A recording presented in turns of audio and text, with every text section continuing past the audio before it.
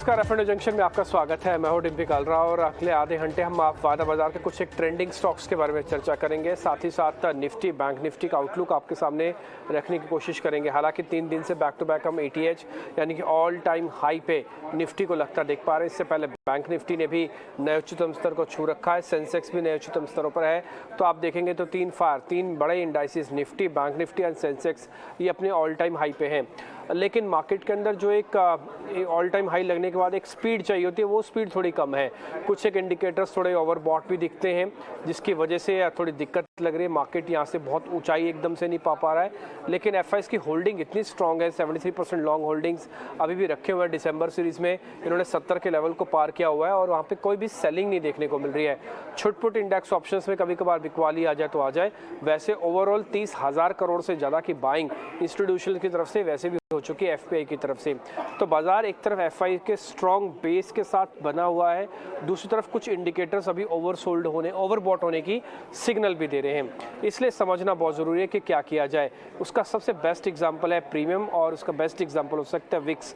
खैर, इस पर हम और चर्चा करेंगे आगे। पहले 5 बड़ी बातें आपकी स्क्रीन पर आगे। निफ्टी रिकॉर्ड स्तर बनाने के बाद आज फिर से सीमित दायरे में फंस गया है। असल में रिकॉर्ड लेवल बन तो रहे हैं, लेकिन वो 20-20, 30-30, 40-40 पॉइंट के गैप के बन रहे हैं और वो आपको वापस से दिख रहे होंगे। दूसरी बड़ी बात, निफ्टी बैंक दिन की ऊंचाई से करीब 300 अंक नीचे आ चुका है। आपको हमने सुबह भी इंडिकेट किया था कि निफ्टी बैंक जो है वो जल्दी कूल ऑफ हो सकता है और उसकी बड़ी वजह है इसका पीसीआर, पुट कॉल रेशियो। अगर आप देखेंगे 1 के नीचे खिसका हुआ है, वहाँ पे बुल्स ग्रिप थोड़ी कमज़ोर हो जाती है और ये थोड़ा छोटा इंडाइसिस भी है, यानी कि 12 शेयरों का इंडाइसिस है निफ्टी के मुकाबले, जहाँ पे 50 शेयर खड़े होते हैं सामने। मिड कैप, स्मॉल कैप शेयरों में खरीदारी जारी है। ये छोटे मझोले शेयर्स के बीच की चर्निंग हो रही है। टिपिकली जब पैसा आता है और इंडेक्स एक रेंज का होता है, वो पैसा चर्न करके दूसरे इंडाइसिस की तरफ भी जाता है। ये एक पुराना तरीका है मार्केट का और इसलिए विक्स कम होने की वजह से, फ्लो आने की वजह से चर्निंग आपको फिजिबल दिख भी रही है। आगे बढ़ते हैं। रियल एस्टेट, मेटल में आज तेजी है। आईटी और सरकारी बैंकों में कमजोरी है। आप इसमें थोड़ा एक और चीज़ भी ध्यान रखेंगे, एफएमसीजी और फार्मास्यूटिकल्स, ये 2 सेगमेंट और भी हैं जो मार्केट को डिफेंसिव पुश भी दे रहे हैं। इसको इग्नोर नहीं करना चाहिए कि एग्रेसिव शेयर है, मेटल्स है, रियल एस्टेट भी है, बट एफएमसीजी और फार्मास्यूटिकल्स भी है। तो मार्केट अपने आप को कहीं ना कहीं जिसे कहते हैं रीबैलेंसिंग करके एक रेंज में रखे हुए हैं। 14 के नीचे अभी भी विक्स चल रहा है, 13.5 का। किसी बड़ी खबर की वेट है मार्केट को। सारी अच्छी और बुरी खबर ऑलमोस्ट डिस्काउंटेड है मार्केट के अंदर, इसलिए जब तक कोई अच्छा न्यूज़ फ्लो नहीं आता बड़ा, बाजार इस रेंज को नहीं ब्रेक करेगा। जैसे मैंने शुरुआत में कहा कि एफआईएस की स्ट्रॉन्ग होल्डिंग की वजह से टिका हुआ है, लेकिन कुछ इंडिकेटर्स इसको कूल ऑफ होने के सिग्नल भी दे रहे हैं। आगे बढ़ते हैं। आज के हमारे मेहमान हैं अब राहुल शर्मा, उनसे जरा करते हैं बातचीत और उनसे ही समझने की कोशिश करते हैं कि वो कैसे रीड कर रहे हैं। राहुल जी, बहुत बहुत शुक्रिया, थैंक यू वेरी मच पहले तो समय देने के लिए। बाजार का जो ऑल टाइम हाई लगा, एक तो आपने हमको पहले इंडिकेट किया था कि लगेगा ज़रूर, तो उसके लिए आपको ढेरों बधाइयाँ। आपने हमारा कॉन्फिडेंस भी बूस्ट करके रखा, आप हमको बैक टू बैक गाइडेंस भी देते रहे और उस गाइडेंस का नतीजा ये है कि हमने ऑल टाइम हाई के लेवल तक अपनी पूरी जर्नी को देखा। लेकिन सर, अब 2 हिस्सों में मैं क्वेश्चन बांट रहा हूँ। पहला हिस्सा ये है कि काफ़ी सारे लोग मार्केट में अब ये सोचते हैं कि कूल ऑफ के कुछ साइन दिख रहे हैं, उसमें वॉलेटिलिटी इंडेक्स है, पीसीआर है, इंस्टीट्यूशनल्स की बाइंग है और बहुत सारा है। तो क्या ये चीज़ सही बैठ रही है, वो सही रीड कर रहे हैं, या फिर आपको लग रहा है नहीं कि बाजार के अंदर जब तक इंस्टीट्यूशनल होल्डिंग स्ट्रांग है और कोई बड़े लेवल का ब्रेकडाउन हम नहीं करते, तब तक बाजार ऐसे ही चलेगा सर? जी हाँ, डिम्पी जी, देखिए, इसमें कोई डाउट नहीं है कि यहाँ पर आके बाजार स्लो डाउन हुआ है। इनफैक्ट बैंक निफ्टी में, जो कि एक सेक्टर पूरे मार्केट का लीडर था, उसने लास्ट 4 सेशन में नया हाई नहीं बनाया है। निफ्टी ने नया ऑल टाइम हाई, इनफैक्ट लगातार पिछले 3-4 दिनों से हम हाई पे हाई बना रहे हैं, लेकिन बैंक निफ्टी कहीं ना कहीं डाइवर्जेंस दिखा रहा है। तो जब देखिए, जो पूरे बाजार में एक सेक्टर लीडर होता है, वो अगर थोड़ा ठंडा पड़े तो बहुत ही पॉसिबल है कि आपका जो मेजर इंडेक्स निफ्टी जो है, उसमें भी एक थोड़ा कूलिंग ऑफ देखने को मिले। तो मेरा तो ये मानना है कि कूलिंग ऑफ आना चाहिए। अब वो कूलिंग ऑफ सिर्फ टाइम कंसोलिडेशन में आता है, प्राइस कंसोलिडेशन में आता है, ये मार्केट बताएगा। लेकिन अगर प्राइस करेक्शन आता है तो मेरे हिसाब से बहुत ही बढ़िया रहेगा। अगर डिप मिलता है तो डिप में 18,300 के आसपास आप खरीदारी करने की तैयारी करके रखें। 18,300, 18,200 का रेंज बहुत ही अच्छा लेवल है, रिस्क रिवॉर्ड बहुत ही अच्छे हैं वहां पर खरीदारी करने के लिए। और ये जो डिप है अगर आया तो मेरे हिसाब से काफ़ी सारा पैसा जो साइड लाइन्स पे रुका हुआ है वो भी मार्केट के अंदर आएगा। और जो अगला पड़ाव जो चालू होगा मार्केट का वो बहुत ही मजबूत होगा इसके कंपैरिजन में। तो मेरे हिसाब से काफी लोग इंक्लूडिंग मैं खुद एक करेक्शन का वेट कर रहे हैं। अगर लेवल्स की अगर हम बात करें तो मेरे हिसाब से बैंक निफ्टी के अंदर आज सेल सिग्नल जनरेट हुआ है। क्लियरली अगर हम देखें तो बैंक निफ्टी के अंदर पिछले 3 सेशन से अंडर परफॉर्मेंस है। इनफैक्ट कल का लो भी बैंक निफ्टी ने ब्रेक किया है और ऐसे मार्केट में जहां पर ब्रॉडली कहाँ कुछ मेजर तरीके से हो नहीं रहा है, तो लीड इंडिकेटर बैंक निफ्टी है फिलहाल। अगर आपको शॉर्ट प्ले करना है फ्यूचर्स के हिसाब से तो बैंक निफ्टी में कीजिए। अगर निफ्टी में आपको करना है तो फ्यूचर शॉर्ट मत कीजिए, मेरे हिसाब से पुट ऑप्शंस खरीद करके चला जा सकता है। निफ्टी के जो 18,500 के पुट है मंथली एक्सपायरी वाले, तकरीबन 150 रुपए के आसपास ट्रेड कर रहे हैं, तो इसमें आपको समय भी मिल जाएगा। इंडिया विक्स भी काफी लो लेवल्स पर है, तो जो प्रीमियम्स है वो काफी सस्ते हैं। और अगर एक भी जर्क आता है दिसंबर महीने में नीचे की तरफ तो आपको इस पुट ऑप्शंस में मुनाफा अच्छा हो सकता है। तो निफ्टी में अगर आपको मंदी में पार्टिसिपेट करना है या हेज करना है तो आई थिंक 18,500 के पुट ऑप्शंस यहाँ पर बढ़िया रणनीति रहेगी। और अगर आपको फ्यूचर्स में शॉर्ट करके चलना है तो आई थिंक बैंक निफ्टी में रिस्क रिवॉर्ड फेवरेबल है शॉर्ट्स के लिए। आज का हाई का स्टॉप लॉस लगाइए 43,450 का फ्यूचर्स के हिसाब से और शॉर्ट करके चलिए। मुझे लगता है कि बैंक निफ्टी में भी एक राउंड नीचे का आना चाहिए। ठीक है राहुल जी, जो आप ऑप्शंस बता रहे हैं कि 18,500 वाली पुट को हम एक बार देख सकते हैं, एक बार इस ऑप्शंस का एट प्रेजेंट का रेट और हमको टारगेट स्टॉप लॉस और टारगेट दे सकते हैं क्या 18,500 की पुट का, तो कि हम ऑप्शन से कमाई में कन्वर्ट कर देंगे इस ऑप्शंस को फिर? जी हाँ, देखिए ये पुट ऑप्शन का प्रीमियम 148 रुपीज चल रहा है, जो मंथली एक्सपायरी वाला पुट ऑप्शन है। इसके अंदर एक थोड़ा गहरा स्टॉप लॉस लगाइए, 100 रुपए का माफ कीजिए 50 रुपए का स्टॉप लॉस लगाइए, यानी कि 100 रुपए की कुल रिस्क है। और इसमें पोटेंशियल है कि ये आपको तकरीबन 250 से लेकर 400 रुपए तक के भाव ऊपर में दिखा सकता है दिसंबर महीने में। तो जो मंथली एक्सपायरी वाला पुट ऑप्शन है उसका रीजन यही है कि ऑप्शंस रिलेटिवली सस्ते हैं। पिछले अगर 3 महीने की हम बात करें तो एक समय था जब महीने वाले ऑप्शंस जो थे वो 300, 350, 400 रुपए में महीने की शुरुआत में मिला करते थे और अब तो दिसंबर भी शुरू हुआ नहीं है, तो रिलेटिव स्केल में बहुत सस्ते मिल रहे ऑप्शंस। और देखिए अगर करेक्शन आता है तो इंडिया विक्स में जंप आएगा और इंडिया विक्स में जंप आएगा तो डबल बेनिफिट होगा। एक तो आपको जो डायरेक्शनल मूव आएगा उसका मुनाफा मिलेगा, साथ में जो वोलेटिलिटी बढ़ेगी यानी कि जो जो आईवी बोलते हैं ऑप्शन की इम्प्लाइड वोलेटिलिटी, वो अगर बढ़ेगी तो साथ में ऑप्शन प्रीमियम भी बढ़ेंगे। तो मेरे हिसाब से रिस्क रिवॉर्ड फेवरेबल है, ये दाव लेने जैसा है। आपने लॉन्ग में पैसा बनाया, हम लगातार आपके चैनल पर 16,800 के लेवल से तेजी की बातें कर रहे हैं। अब 18,600 पे आई थिंक थोड़ा प्रॉफिट बुकिंग कर लेना चाहिए और लॉन्ग में भी आपको रहना, तो सिलेक्टिव लॉन्ग में रहिए। ऐसा नहीं है कि पूरे मार्केट में सारे के सारे सेक्टर्स में आप लॉन्ग बनाकर रहे, काफी सिलेक्टिव रहे। 3-4 रीजन है ये मंदी का रीजन बोलने के। एक तो जो डिफेंसिव्स है जैसे एफएमसीजी, फार्मा, इनमें हमने कल के सेशन में अच्छा ट्रैक्शन देखा, आज भी कंटिन्यू होता हुआ दिख रहा है एफएमसीजी में ट्रैक्शन। दूसरा एफआईएस के लॉन्ग पोजीशन साल भर के हाईएस्ट लेवल पर है। तीसरा निफ्टी का पुट कॉल रेशियो कल के दोपहर के दौरान तकरीबन 1.44 के आसपास पहुंच गया था।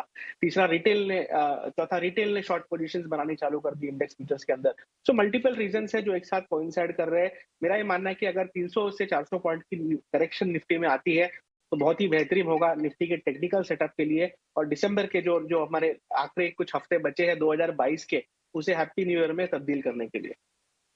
ओके ठीक है, बिल्कुल हम भी चाहते हैं कि अगला साल काफ़ी बेहतर हो, इसलिए last series of this year calendar year ये आपके लिए फ़ायदेमंद हो, शुभ हो, तो आपको पुट के साथ शुरुआत कर सकते हैं इस सीरीज़ की। हालांकि सीरीज़ को शुरू हुए भी 3 दिन हो चुके हैं, लेकिन फिर भी अगर आप 30 नवंबर को देख रहे हैं आज और कल 1 दिसंबर हो जाएगा, तो उस हिसाब से भी अगर आप कैलकुलेट करें, सीरीज़ भी लंबी है, 29 दिसंबर तक जाएगी, इसलिए 29 दिसंबर वाली ऑप्शन आपकी स्क्रीन पर हमने नोटिस करवा दी है। 18,500 की पुट है, ये आपको 148 रुपये मिलेगी, कुल मिला के 100 रुपये का रिस्क है।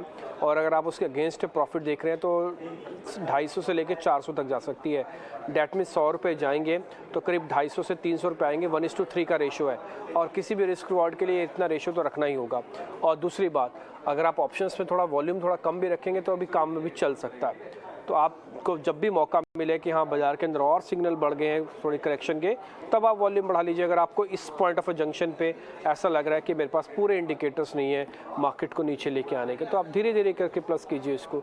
आपके रूम काफ़ी है इसके पास, तो आप 50 रुपये का एक स्टॉप लॉस लगा के 148 रुपये में 18,500 वाली पुट ले सकते हैं। ये हमारी आज का ऑप्शन से कमाई का सौदा हो गया और ये पूरे मंथ के लिए इनफैक्ट अच्छा हो सकता है। वॉल्यूम थोड़ा कम रखें, बस इतनी रिक्वेस्ट हमारी है आपसे। आगे बढ़ते हैं तो मोटा मोटी व्यू पॉइंट आपको मिल गया इंडेक्स पे कि हल्का सा एक जर्क आ सकता है, लेकिन उस जर्क की जो कुछ सिग्नल्स हैं वो आपको बैंक निफ्टी ने शुरुआती तौर पर दिखाना शुरू कर दिए। ऑप्शंस के ज़रिए इसका फ़ायदा उठाइएगा आप, जो आपकी प्लेट पे स्क्रीन चल रही है। आगे बढ़ते हैं, अब आते हैं जरा निफ्टी के कुछ शेयर्स पे। तो पहले तेज़ी वाले शेयर्स आपकी स्क्रीन पर आएंगे।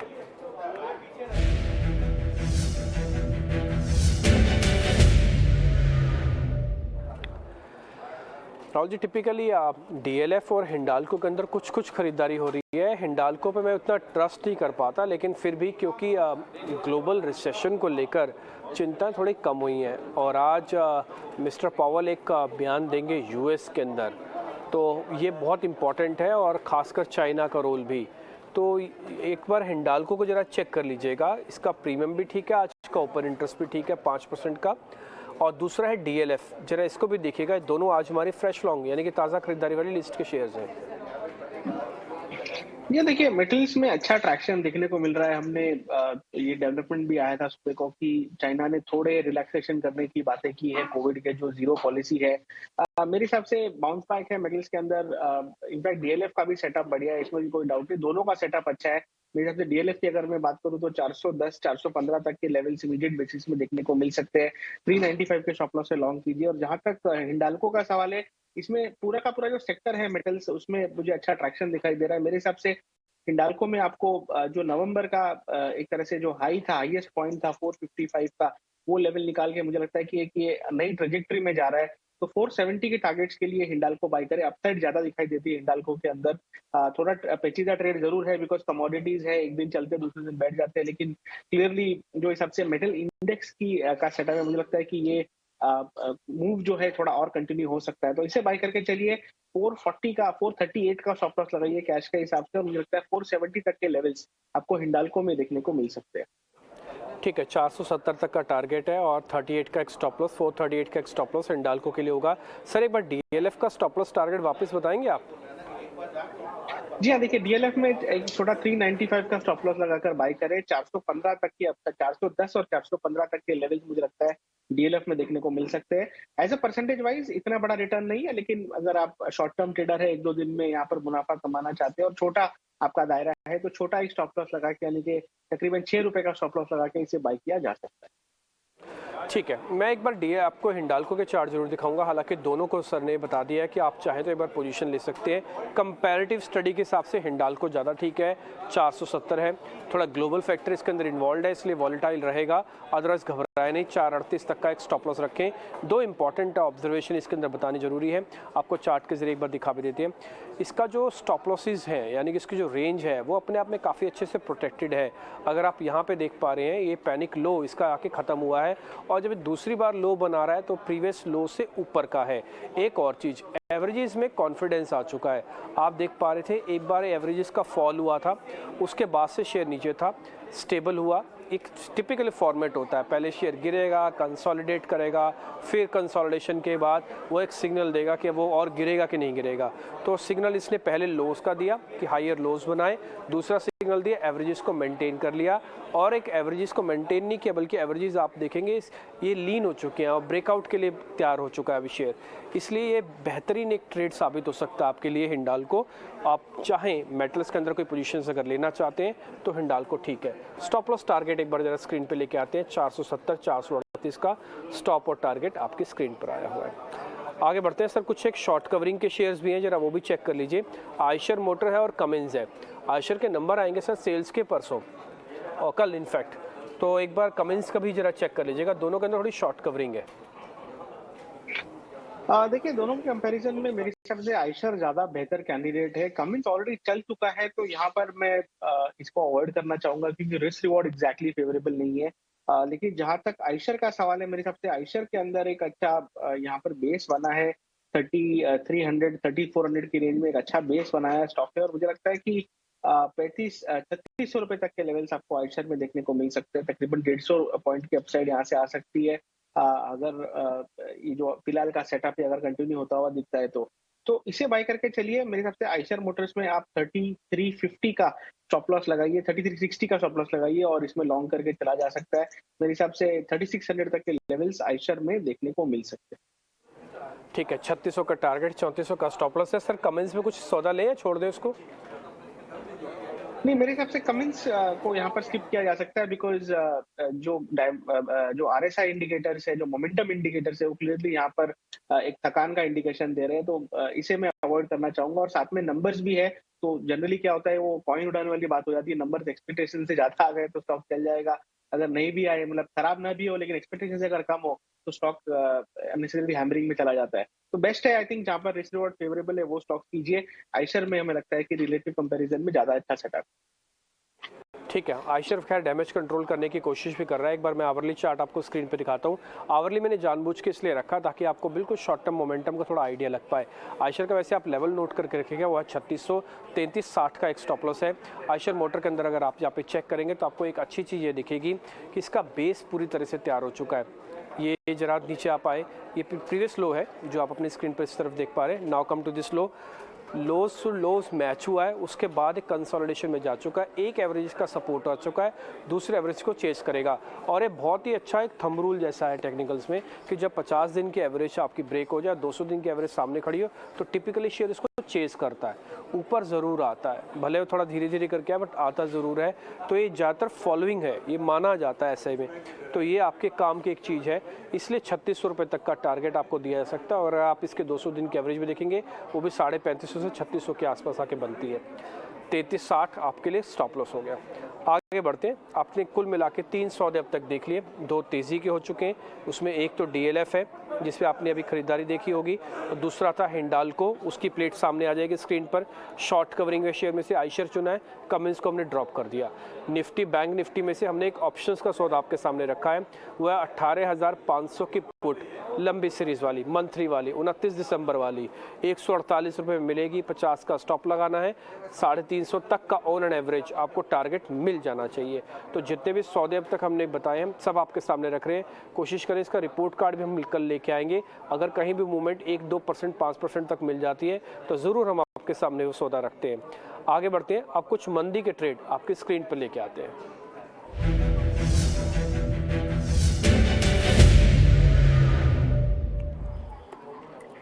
सर एक तो डिक्सन टेक्नोलॉजी हमने चुना है, ये एक शॉर्ट कैंडिडेट है। दूसरा GNFC, ये भी आज 1% नीचे है। डिक्सन में को ज़्यादा कन्विक्शन में आ रहा था कि इसको शॉर्ट करके अच्छे से पैसा बनाया जा सकता है, क्योंकि एवरेज का ब्रेक डाउन हुआ है। बट मेरी प्रॉब्लम सर ये हुई है कि पिछले 2 दिन से ना थोड़ा, आज इनफैक्ट आज अच्छे वॉल्यूम के साथ ऑलरेडी गिर चुका है। तो मैं थोड़ा लेट तो नहीं हो गया हूँ शेयर के अंदर, डिक्सन के अंदर शॉर्ट करने में? एक जरा मेरे को इसका जवाब दीजिएगा। और दूसरा है सर GNFC। देखिए डिम्पी जी, मेरे हिसाब से GNFC को यहाँ पर प्रेफर्ड कैंडिडेट माना जा सकता है, बिकॉज डिक्सन, जैसे आपने कहा कि थोड़ा सा हम लेट है, यहाँ पर रिस्क रिवॉर्ड फेवरेबल नहीं, एक भी बाउंस आया तो स्टॉप लॉस ट्रिगर होने के बिल्कुल चांस है।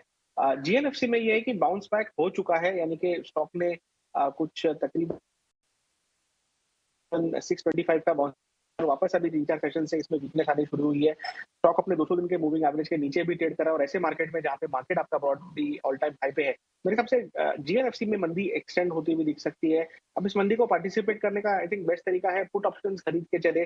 560 का जो पुट ऑप्शन है तकरीबन 10 रुपए के आसपास ट्रेड कर रहा है, इसे बाय करके चले। मेरे हिसाब से 5 रुपए का स्टॉप लॉस लगाया, और यहाँ पर स्टॉक के हिसाब से मुझे लगता है कि 550 का लेवल नीचे में रीटेस्ट होता हुआ दिख सकता है, यानी 40 पॉइंट की मंदी GNFC में नीचे में देखने को मिल सकती है, जिस केस में जो 560 का पुट ऑप्शन है तकरीबन डबल हो सकता है। तो 20 रुपए के टारगेट के लिए 560 का पुट ऑप्शन बाय कीजिए, 5 रुपए पे स्टॉप लॉस लगाइए। और क्लियरली जब इतने ऑल टाइम हाई मार्केट में कोई स्टॉक 200 दिन के मूविंग एवरेज के नीचे ट्रेड कर रहा है, तो क्लियरली यहाँ पर बेयर्स जो है पूरी तरह हावी है स्टॉक के अंदर। ठीक है, तो GNFC के ऑप्शंस के जरिए ट्रेड करेंगे। 560 का एक आपको पुट लेनी है, इसमें 20 रुपये तक का टारगेट आपको मिल जाएगा, और आपका स्टॉप लॉस है सिर्फ 5 रुपये का। तो छोटे एक्साइज प्राइस की ये पुट है, 10 रुपये मिलेगी और ऑलमोस्ट डबल हो सकती है, और 50% का आपको लॉस लगेगा। 1:2 का सौदा है ये। GNFC 560 की एक पुट ऑप्शंस आप ले सकते हैं। अब मैं आपको GNFC का 1 मिनट के लिए जरा चार्ट भी दिखा देता हूँ। और ये भी एक बार समझ लेते हैं कि क्यों हम इसके बारे में बातचीत कर रहे हैं, और उसके बाद फिर राहुल जी के कुछ एक ट्रेड भी हम आपके सामने रखेंगे। पहले जीएनएफसी पे आते हैं। ये जीएनएफसी का चार्ट आपकी स्क्रीन पर है। दो इंपॉर्टेंट ऑब्जर्वेशन है। फर्स्ट, एक शेयर एक तो डाउन ट्रेंड में तो है, इसमें तो कोई सेकंड थॉट ही नहीं है। आप देख पा रहे हैं दोनों एवरेज का ब्रेकडाउन हुआ है। एक गैप था, ये इस गैप को फिल करने की एक अटेम्प्ट होती है। कोई भी शेयर करेगा, कोई भी शेयर कर सकता है। इसने जब बेस बनाया तो उस अटेम्प्ट को करने के लिए ऊपर गया, लेकिन फेल हो गया। जहाँ पे हमने माउंटेन मार्क किया हुआ ना, ये आपके सामने, ये देखिए फेल हो गया। सेकंड बार की अटेम्प्ट जस्ट और भी कमज़ोर हुई है। उसने तो कुछ क्रिएट ही नहीं किया, फिर से वो सरेंडर कर गया अपने 50 दिन के एवरेज से। यानी कि हर अटेम्प्ट फेल है। डाउन ट्रेंड में आप ऑलरेडी हो, गैप आपके पास प्रेशर बनाया हुआ है, वॉल्यूम सिंक्रोनाइज होकर ख़त्म हो चुका है। आप देख पा रहे हो नीचे कुछ हमने बार्स लगा रखे हैं, बाद में वॉल्यूम भी खत्म होगा। शेयर चलेगा कैसे फिर? तो शेयर चल ही नहीं सकता, तो दबाव बना रहेगा, और मार्केट को अगर थोड़ा भी झटका लगा तो शेयर और नीचे आ सकता है। आपके लिए 560 की पुट लेना है, 20 का टारगेट, 5 रुपये का स्टॉप लॉस। राहुल जी, अपने जरा आप ट्रेडिंग कॉल्स बता देंगे? जी हाँ, देखिए सबसे पहले तो बिकॉज एफएफपीजी इंडेक्स में अच्छी तेजी देखने को मिल रही है, तो उसमें एक इंडेक्स कंपोनेंट है मैकडॉवेल्स। मैकडॉवेल्स में बहुत ही अच्छा ब्रेकआउट है मेरे हिसाब से। जो 900 की स्ट्राइक पे हाईएस्ट कॉल राइटर हुआ करता था, लास्ट 2 सेशन से यहाँ पर अनवाइंडिंग देखने को मिल रही है। कल के सेशन में तकरीबन 2.5 लाख की अनवाइंडिंग हुई थी। आज के दिन भी वो पुट कॉल राइटर जो प्रेशर में है, और साथ ही में टेक्निकली एक ब्रेकआउट यहाँ पे हमने अक्टूबर के एंड में आइडेंटिफाई किया था। उसके बाद स्टॉक लगातार साइडवेज रहा है। तो एक तरह से जो सारी की सारी सप्लाई थी वो यहाँ पर पूरी की पूरी कंज्यूम हो गई है। मेरे हिसाब से ये स्टॉक अब चलने के लिए तैयार है। मेरे हिसाब से 8 से 10 सेशन में आपको तकरीबन 958 से लेके 1000 रुपए तक के टारगेट्स आपको मैकडॉवेल में देखने को मिल सकते हैं। तो मैकडॉवेल्स को बाय कीजिए, 875 का स्टॉप लॉस लगाइए। पोजिशनल ट्रेड है मेरे हिसाब से, और डिलीवरी क्वांटिटी भी जो लास्ट 2-3 सेशन में बढ़ी है, क्लियरली ये सपोर्ट कर रही है कि ब्रेकआउट के साथ में यहाँ पर पार्टिसिपेशन बढ़ता हुआ दिख रहा है। तो सेक्टर पॉजिटिव है, स्टॉक का सेटअप बढ़िया है, और पोजीशन बेसिस पे हमें मैकडॉवेल पसंद आता है। दूसरा जो स्टॉक है वो सीमेंट क्षेत्र से है। इनफैक्ट सीमेंट मतलब बिकॉज सीमेंट का काफी सारा योगदान रहता है इनके बॉटम लाइन में, तो ग्रासिम का सेटअप हमें यहाँ पर बहुत अच्छा लगता है। ग्रासिम को बाय करके चलिए। मेरे हिसाब से 1800 रुपए तक का लेवल आपको शॉर्ट टर्म में देखने को मिल सकता है। 1720 का एक स्टॉप लॉस लगाइए और ग्रासिम को पोजिशनल बेसिस पे बाय कीजिए। दोनों के दोनों बाय रिकमेंडेशन से हमने खास करके वो स्टॉक्स चुने हैं जो जिनमें रिस्क रिवॉर्ड्स अच्छे हैं और जो चले नहीं है। तो भले ही मार्केट थोड़ा नीचे भी आएगा तो मेरे हिसाब से कोई ज्यादा घबराने की जरूरत नहीं है। पोजिशनल बेसिस पे दोनों के सेटअप्स हमें यहाँ पर अच्छे लगते हैं। ठीक है, एक तो ग्रासिम हो गया, दूसरा यूनाइटेड स्पिरिट्स। लास्ट टाइम भी जब आप आए थे तो ग्रासिम को लेकर हमारी चर्चा हुई थी। वहाँ से अच्छी बात यह है कि अगर शेयर बहुत ज़्यादा चला नहीं तो बहुत टूटा भी तो नहीं है। और ये मैंने आपको लास्ट टाइम भी इसके चार्ट देख के आपको बताया था कि ये स्क्वीज हो रहा है एक चैनल के अंदर। अभी थोड़ा समय लग रहा है इसको, लेकिन ये ज़रूर कुछ ना कुछ अगले 4-5 दिन में कर सकता है। तो ग्रासिम पर ध्यान रखिए, 1800 तक का टारगेट, 1720 का स्टॉप लॉस, पोजीशन लॉन्ग की होनी चाहिए। यूनाइटेड स्पिरिट्स भी बाय का है। रवि जी, राहुल जी, बहुत बहुत शुक्रिया, थैंक यू वेरी मच आज समय देने के लिए। अच्छा लगा आपसे बातचीत करके, उम्मीद करते जल्दी आपसे वापस मुलाकात होने वाली है। बहुत शुक्रिया sir, thank you very much. फिलहाल इस कार्यक्रम से भी इतना ही, नमस्कार।